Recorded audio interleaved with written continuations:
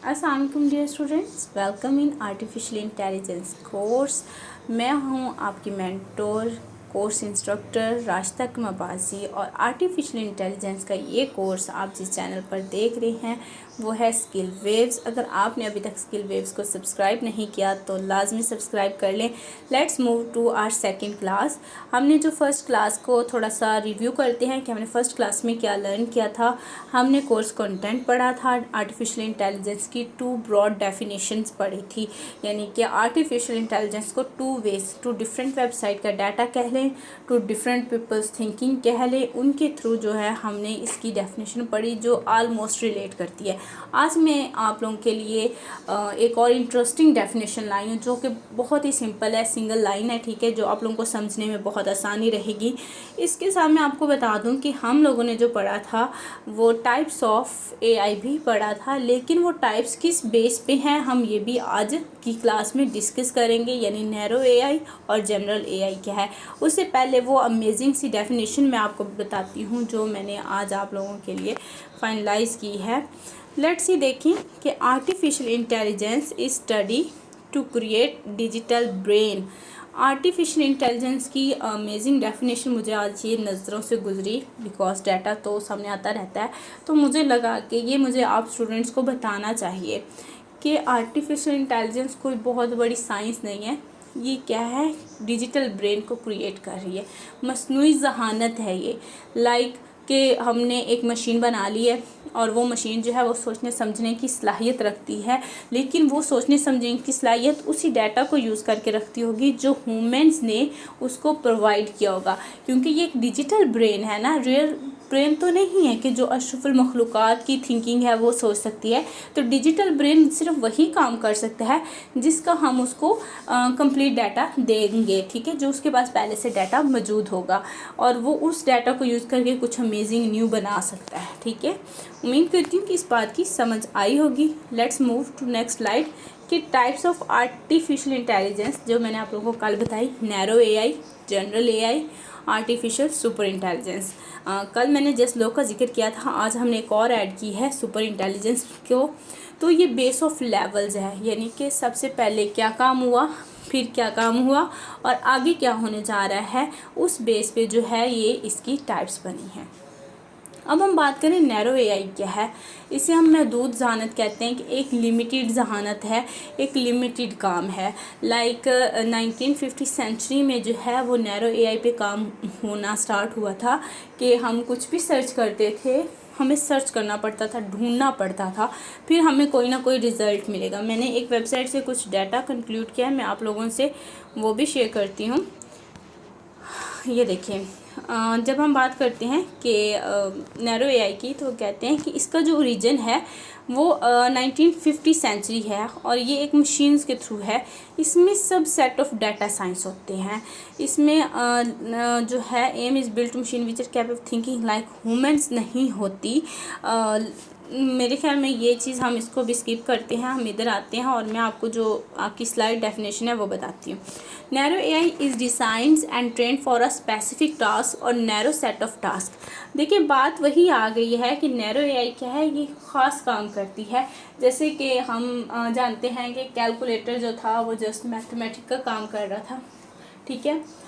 इसके साथ अगर एक डॉक्टर है तो वो सिर्फ डॉक्टर ही होता है, वो दर्जी नहीं होता कि आप उसी इंसान के पास जाएं और वो हॉस्पिटल में ही आपका इलाज कर रहा हो और हॉस्पिटल में ही वो आपको स्टिचिंग करके दे रहा हो। नो, ऐसा नहीं होता।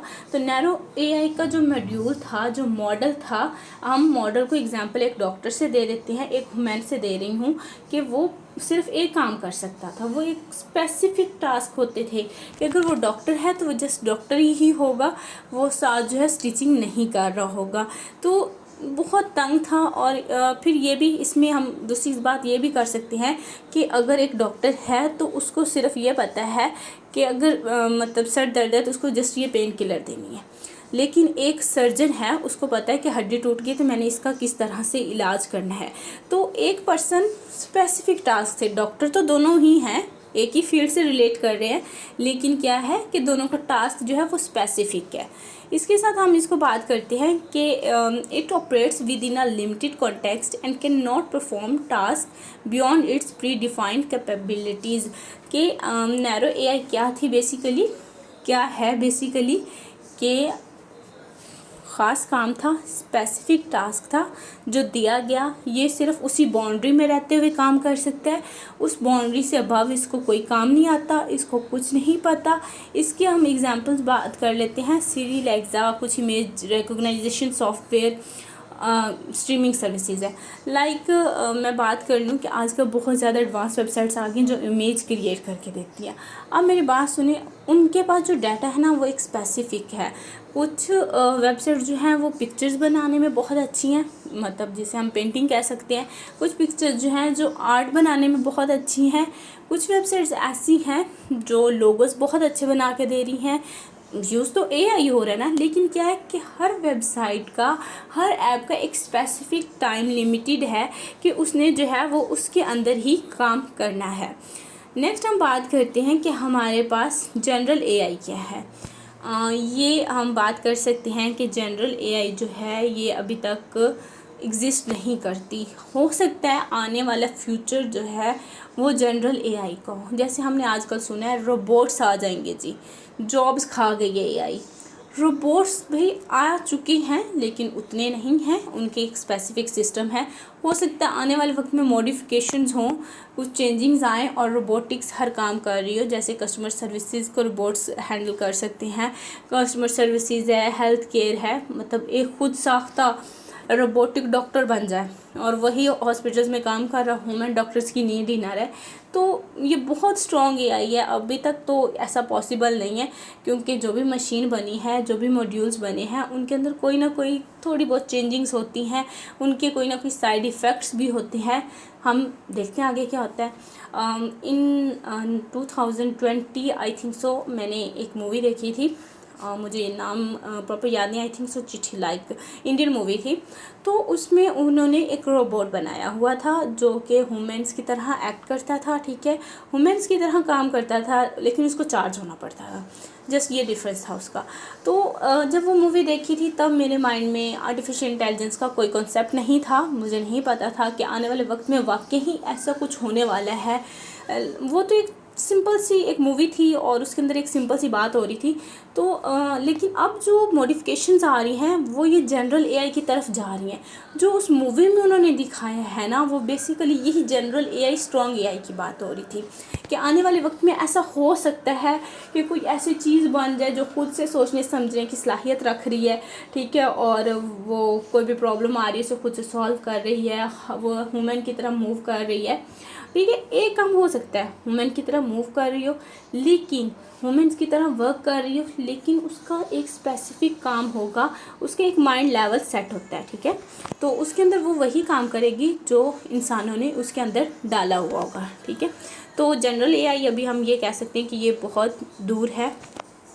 एक और मैं एग्जांपल दे दूं नैरो एआई की, कि जब हम नैरो एआई की बात करते हैं तो हम चैट जीपीटी की बात करते हैं।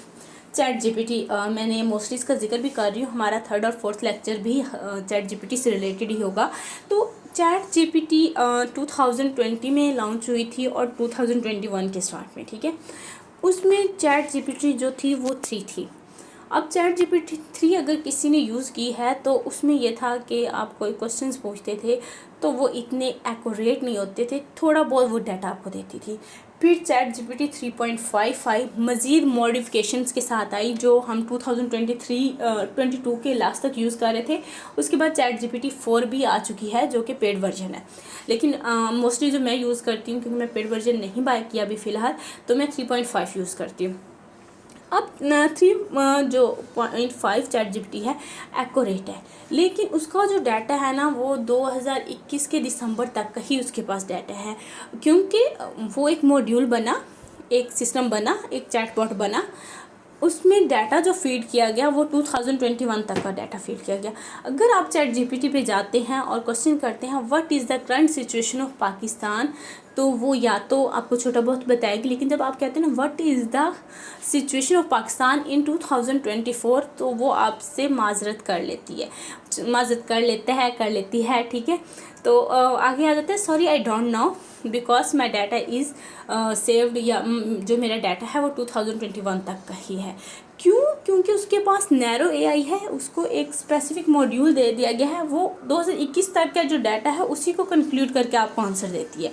फिर बात करते हैं चैट जीपीटी 3.5 की, तो इसमें मज़ीद मॉडिफिकेशंस हैं, जहाँ तक मैंने सुना है कि ये दिसंबर 2022 और 23 तक का डाटा देती है, लेकिन अभी भी इसके पास 24 का कोई डाटा नहीं है। हाँ, चैट जीपीटी 4 जो है उसमें मैंने यूज़ नहीं किया, बट आई विल ट्राई कि मैं इस कोर्स में ही आपको चैट जीपीटी 4 का कुछ मॉड्यूल्स दिखा सकूँ। उसमें यह है कि वो 2024 का डाटा भी शो करती है, उसके जो वॉल्यूम आता है वो बहुत एक्यूरेट होता है।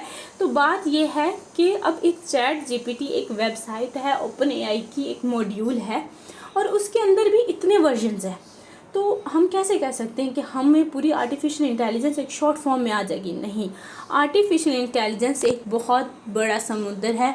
कोशिश करेंगे कि टॉपिक टू टॉपिक हम उसको रिलेट करके सीखते जाएं। अब बात करते हैं कि एआई क्या है, एमएल क्या है और डीएल क्या है।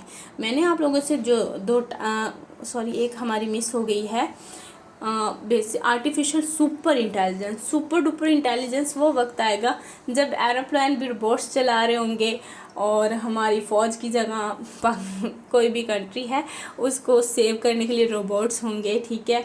जो कहते हैं कि जंग अज़ीम 3 आएगी तो वो सारी टेक्नोलॉजी बेस पे होगी, तो हो सकता है आने वाले वक्त में वो आर्टिफिशियल सुपर इंटेलिजेंस हो। ये जनरल एआई से भी अबव है, ठीक है। नेक्स्ट हम बात करते हैं कि हमारे पास artificial intelligence, ML and deep learning क्या है।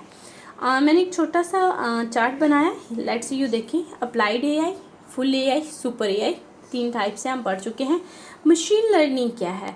मशीन लर्निंग सेम वही प्रोसेस अभी जिसे हमने आर्टिफिशियल इंटेलिजेंस के अंदर ही एक्सप्लेन किया है कि मॉड्यूल्स बनाए, उसे एक स्पेसिफिक काम दे दिया गया। लाइक एक रोबोट बनाया गया है, जैसे आई थिंक सो मैंने देखा था किसी मेन कंट्री के अंदर, वो जो है शू सेलिंग का काम कर रहा था। अब वो रोबोटिक्स के अंदर ये काम फिट किया गया है कि आपने आने वाले कस्टमर्स को क्या है, शूज़ डीलिंग दिखानी है। अब ये देखो सेल्समैन की जॉब्स तो गई, तो मशीन लर्निंग भी मशीन्स जो हैं वो ह्यूमंस की तरह ही काम करेंगी। डीप लर्निंग की हम बात करते हैं तो डीप लर्निंग है कि किसी चीज़ का मुकम्मल मुजाहरा करना, किसी चीज़ को मुकम्मल तरीके से सीखना। मैंने इनका थोड़ा सा डाटा चैट जीपीटी ही से पूछा और उसी से ही कहा कि मुझे इसके बारे में बताए, क्योंकि मैं चाह रही थी कि आप लोगों को मज़ीद आसान वर्ड्स में बताऊं। इंग्लिश में एक्सप्लेन करना आसान होता है, लेकिन उसी चीज़ को जब हम मज़ीद डिटेल्स में जाते हैं तो हमें उर्दू में बात करनी पड़ती है। और मैं एक और बात बता दूं, चैट जीपीटी की उर्दू बहुत अमेजिंग है, ऐसे लगता है जैसे गालिब के दौर की उर्दू है, क्योंकि अब वो उर्दू नहीं है। देखिए, वो कहते हैं गहरी सीख यानी कि डीप लर्निंग। ये ऐसा तरीका है जो खुद ब खुद डिफरेंट फीचर्स और एल्गोरिथम्स को यूज़ करके सीखता है। लाइक कोई ज़बान है, कोई तस्वीर है, या कोई चीज़ उसको तशख़ीस करना। अब लाइक देखो, कंप्यूटर ने हमेशा शुरू से जो काम किया है वो इस तरह से है कि कंप्यूटर्स को अगर कैट की पिक्चर देते हो ना, और आप उससे पूछो कि व्हाट इज़ दिस, वो आपको बताता है दैट इज़ कैट। अब उसको कैसे पता ये कैट है? क्या उसने कैट देखी हुई थी? नहीं, उसके अंदर कोडिंग वर्ड्स फिट थे, तो उसको वो जो कैट है वो एक इमेज नज़र आएगी और वर्ड्स के अंदर नज़र आएगी। फिर वो उन वर्ड्स को डिकोड करेगा और समझेगा कि ये कैट है, ये डॉग है, ठीक है। हर एक प्रोडक्ट के उसके अंदर जो फिट किया गया है वो वर्ड्स फिट किए गए। तो इसी तरह ये शनाख्त वगैरह बन करता है। अब मशीन लर्निंग की बात की जाए तो ये एक टेक्निक है जो आने वाले वक्त का बारे में हमें बताती है। लाइक हम ईमेल के बारे में देखते हैं, तो हमें जब ईमेल्स आती हैं कुछ स्पैम में चली जाती हैं और कुछ अनरियलिस्टिक हो जाती हैं, तो वो भी एक मशीन लर्निंग है, यानी वो भी एआई है जो यूज़ हो रही है बहुत टाइम से, कि ये ईमेल आपके लिए इतनी इंपॉर्टेंट नहीं है इसलिए वो स्पैम में गई, उसमें कुछ प्रॉब्लम्स हो सकती है इसलिए वो स्पैम में गई। अब बात आती है आर्टिफिशियल इंटेलिजेंस की, तो ये क्या है? ये हमारे power of thinking, power of understanding और पावर ऑफ डिसीजन, इन सब चीज़ों की हमें सपोर्ट फ्राहम करता है। ये बिल्कुल इंसान जैसा काम करता है। लाइक आप देखें जी, हमारी नेक्स्ट क्लासेस में आपको बताऊंगी कि ये आर्टिफिशियल इंटेलिजेंस को खुदकार जहानत डिजिटल ब्रेन क्यों कहा जाता है। जो हम वेबसाइट्स आगे लर्न करेंगे वो ChatGPT होगी। पहले हम इस पे बात करेंगे। Microsoft Bing, Leonardo, Lensa, LimeWire, Canva, Replika, Siri and Alexa और 11 लैब्स। इसमें जो नीचे वाली सारी वेबसाइट्स हैं वो इमेज क्रिएशन और लोगो डिज़ाइनिंग, इसके साथ ग्राफिक्स के लिए यूज़ होंगी। लेकिन जो ChatGPT है वो हमारी मेन कंटेंट राइटिंग के लिए होगी। और कंटेंट राइटिंग के साथ साथ हम देखेंगे कि हम वीडियो एडिटिंग के लिए स्क्रिप्ट कैसे राइट कर सकते हैं, हम वॉइस ओवर के लिए डाटा कहाँ से यूज़ कर सकते हैं। इसके अलावा हम एक और वेबसाइट के बारे में बात करेंगे, लेंसको। लेंसो में हम ये देखेंगे कि किस तरह से हम एक ही वेबसाइट पे डिफरेंट वर्क कर सकते हैं। आर्टिफिशियल इंटेलिजेंस की वॉइस ओवर भी कर सकते हैं, वीडियो एडिटिंग भी कर सकते हैं और बहुत ही अमेजिंग पिक्चर्स भी क्रिएट कर सकते हैं। उम्मीद करती हूँ कि आज की क्लास आपके लिए इंटरेस्टफुल रही होगी, आपको समझने बहुत आसान नहीं आई होगी। आज की क्लास को रिव्यू कर लेते हैं। आज हमने जो किया है कवर वो आर्टिफिशियल इंटेलिजेंस की एक ब्रॉड डेफिनेशन की। इसके साथ साथ जो हमने किया वो डिफरेंट वेबसाइट्स का किया, टाइप्स ऑफ AI को हमने एक्सप्लेन किया। नेक्स्ट जो हमारी क्लासेस होंगी वो ChatGPT से रिलेटेड होंगी, जिसमें हम कंटेंट राइटिंग को कवर करेंगे, वीडियो एडिटिंग को कवर करेंगे और वॉइस ओवर को भी कवर करेंगे। अगर आपने अभी तक चैनल को सब्सक्राइब नहीं किया, चैनल को सब्सक्राइब करें। अगर वीडियो अच्छी लगी, इन्फॉर्मेटिव लगी है, लाइक करें और शेयर कीजिएगा। दुआ में याद रखिएगा, अपना बहुत ज़्यादा ख्याल रखिएगा। और इसके अलावा अगर आपका कोई क्वेश्चन है तो यूट्यूब चैनल के जितने भी लोग मुझे देख रहे हैं वो कमेंट बॉक्स में क्वेश्चन पूछ सकते हैं, आई विल आंसर यू। और जो मेरे स्टूडेंट्स हैं वो ग्रुप में जो है वो मुझसे क्वेश्चन पूछ सकते हैं। अगर आप लोग को कोई कॉन्सेप्ट क्लियर नहीं हुआ तो आप लोग वो भी पूछ सकते हैं। इसके साथ साथ आप लोगों ने अपनी असाइनमेंट टाइम पे सबमिट करवानी है, ठीक है। अपना बहुत ज़्यादा ख्याल रखिएगा। अल्लाह हाफिज़।